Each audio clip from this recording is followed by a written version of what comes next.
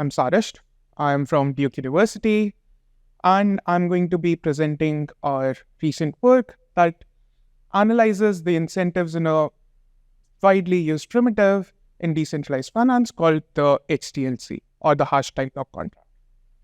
So let me first introduce you to a problem, that is the cross-chain atomic swap. So in this, let's say Bob has some asset and Alice has some asset on another chain. Let's consider Alice has the asset on the Bitcoin chain, whereas Bob has that on the Ethereum chain. Now, they want to swap these as assets atomically. That means either both of them retain their assets or they swap these assets and no party ends up with both the assets. This is widely realized via a hash time lock contract. So hash time lock contract, basically a pair, he locks his money into a contract which has a hash lock and a time lock. The hash lock can be opened by revealing the pre-image of this hash, and if Alice, the payee, does that, she receives the money in the contract, and if she's not able to do so until a time, then she is refunded back the money. Now, how is this actually applicable to an atomic swap? Let's construct a very basic atomic swap using this. Let's say Bob chooses a random number, he hashes it, and makes a hash lock out of it. Now, this hash lock can be now used by Bob on the Ethereum chain to lock his Ethereum asset. Now, Alice observes that Bob used a hash lock and can reuse that on the Bitcoin chain. And so she does that with a different time lock, however. So, since she does that on the Bitcoin chain, some time transpires. Bob sees that there is a hash lock that he can open because he already created that. So he can reveal the secret. He can choose to reveal the hash, the pre-image of this hash, and take the Bitcoin asset. And if he does that, Alice can observe the pre-image of the hash as well and take the money from the Ethereum contract. This way, if Bob ever releases the hash lock, both Bob and Alice will get each other's asset. However, Bob can choose to withhold the asset. In that case, Alice's time lock will expire first, she'll get back her Bitcoin asset, and eventually Bob's asset will also get unlocked because of the time lock expiring, and he'll get back the money. Now, theoretically, this all makes sense, but when I'm saying reveal, what does the reveal mean on chain? If I'm releasing some information that's just going to the mempool but not getting accepted into the blockchain itself, it's still revealing the information. The information can still be reused, but it does not mean that Alice, in this case, receives back her money. So what Bob can do is censor out Alice's transaction and instead pay miners some amount of money, which is a bribe, in order to just ignore Alice's transaction, and then eventually the timeout will expire and he'll get back his money. This is a well-known problem and has been analyzed in various past work. And there was actually a solution developed for it.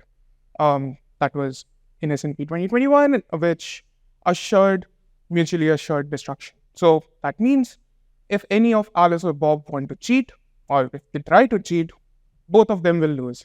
That means they'll not get the money that, they'll not get any money back from the contract. They did that by introducing another hash lock. Now, as you can see, Bob has made a deposit into a contract. In this, if Alice reveals the pre-image, she gets back the money. Nothing changes so far. But now, after the timeout, Bob has to reveal the other pre-image. If at any point of time, both these secrets are known, then the miner can just take all the money and confiscate. So the miner is used as an enforcer for the system. However, one might argue that Bob was anyways losing the money, right? So revealing this pre-image did not do any harm to him. They introduced a collateral contract for that, in which after the timeout, he'll get back the money from the collateral contract, but this can also be confiscated in case both the pre-images are available. Now, this defeats bribery completely, because if Bob wants to get money from this contract, he has to reveal his secret. And if the other secret is on chain, then both the secrets combined will be enough for the miner to confiscate. But does this bring any more problems? Here's where our work comes in. So we look at the state-of-the-art implementation of MAD-HTLC. We see what actions a miner can take and not take. And within those actions, we find that there are actually 3 types of attacks, which are the reverse-bribery attacks, which I'll explain in a bit. But we also produce a solution for that, which is called the He-HTLC. It's called He-HTLC because it's lightweight and inert to all incentive-based attacks, and we've given a detailed game theory analysis for that. Okay, so coming back to MAD-HTLC, is it really safe? For a miner, he wants to achieve this state. He wants Bob to try to release the other secret, and then using both the secret, he wants to get back the money. So can he drive the contract to this state somehow? Can he use some actions to make this contract unsafe? What are actions that a miner can take in general? We classify miners on the basis of what actions they can take into a passive miner and an active miner.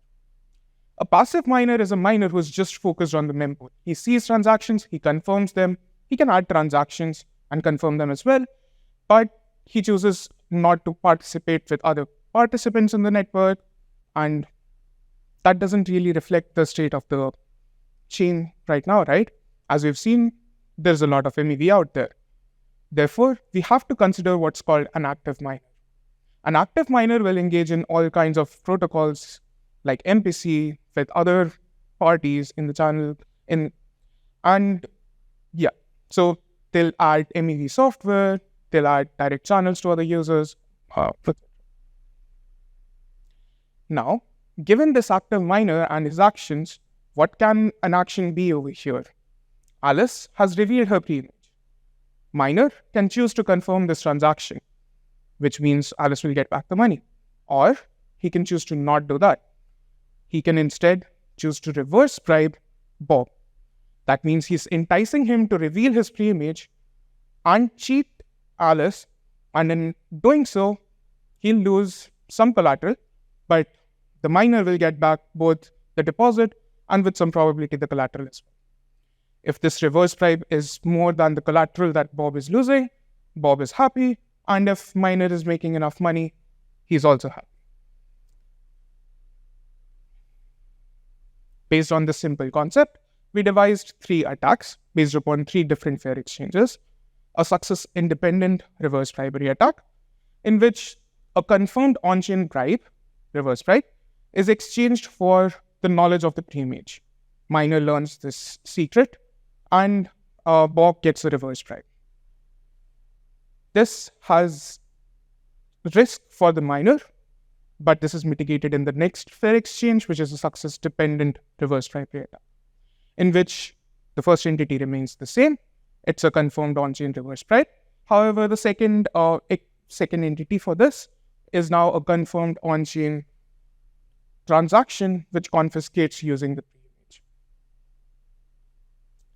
And the third is more technical. It's a hybrid delay reverse bribery attack that combines the original delay attack, the delay bribery attack, with the reverse bribery attack, that's the STRBA, and it changes the exchange not just to confiscate for the deposit, but also for the collateral, but they have to wait until the timeout to do so.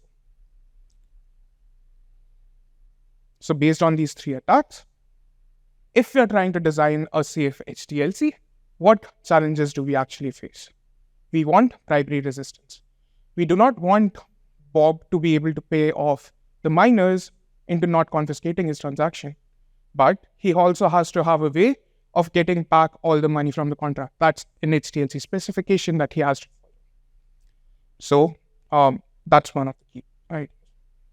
The second problem is reverse-bribery resistance. As we saw in MAD-HTLC, if you give a lot of money to the miners, they are incentivized to reverse bribe, and that would be bad for the system.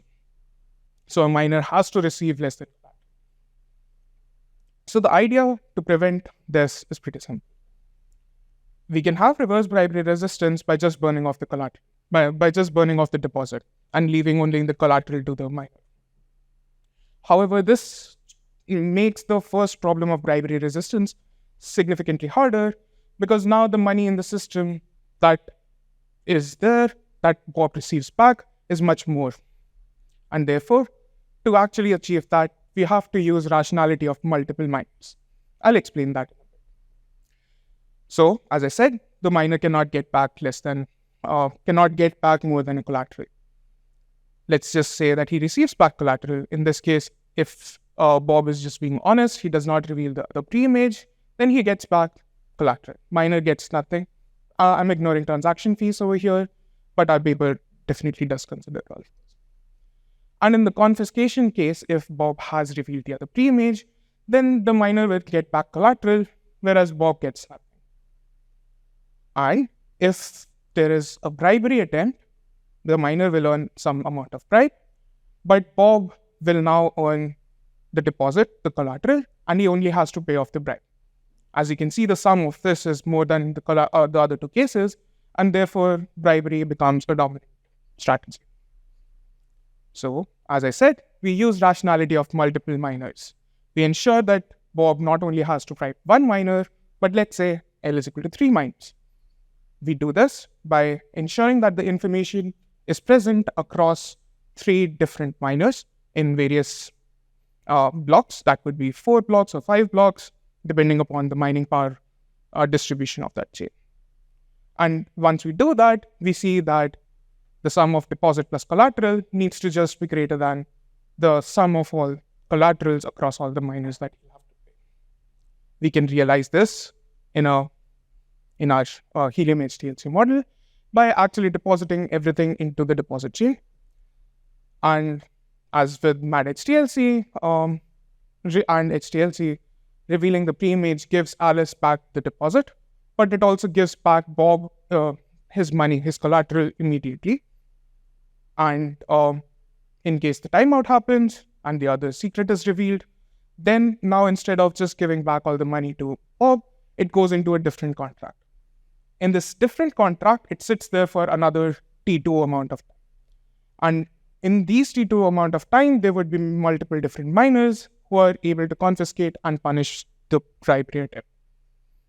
And so Bob is able to get back money after this T2, and in case both the secrets are ever revealed, then the miner gets collateral out of it and burns the rest of the deposit. All in all, we were able to prove that our scheme does not have any incentive-based attacks, even in presence of 100% active miners. This has a very low collateral requirement, and it can further be adjusted upon how much you are willing to trade off your time, the T2, for the number of miners you expect in the system. And we have a lightweight Bitcoin implementation, which does not require any new opcodes. Thank you. Have you talked to the Bitcoin community or developers to see if they can implement the He-HTLC? If so, what was the outcome of this conversation? Sure. So MAD-HTLC already exposed the Bitcoin community the bribery attempts on that scheme. MAD-HTLC is not currently in play, or it's not currently implemented by the Bitcoin community. There are exchanges or there are swaps that are based upon MAD-HTLC on the Ethereum chain, but for example, the Lightning Network, it is still based upon the HTLC schemes. It does not even imply that MAD-HTLC is being implemented or they're going for it, so we will not implement that. Any question?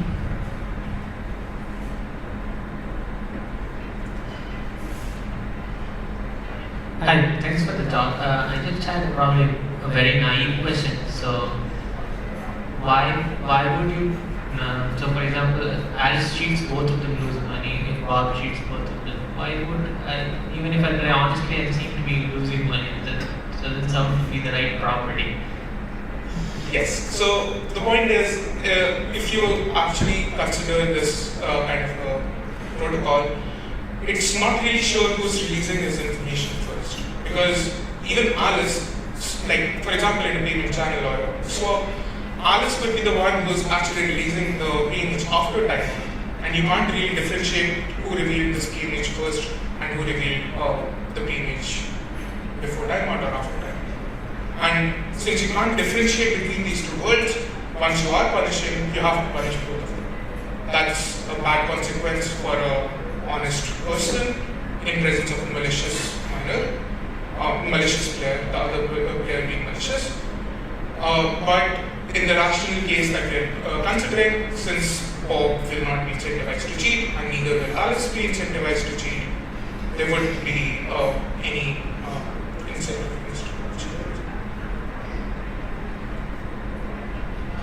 Any other question? I have one more. So after the MAD-HTLC paper, I think there have been other works that have been, as you actually have to prove over this analysis, and there have been this work I think called Polyton and Ramsdash. So may you elaborate on how your approach compares to those ones as well? Sure.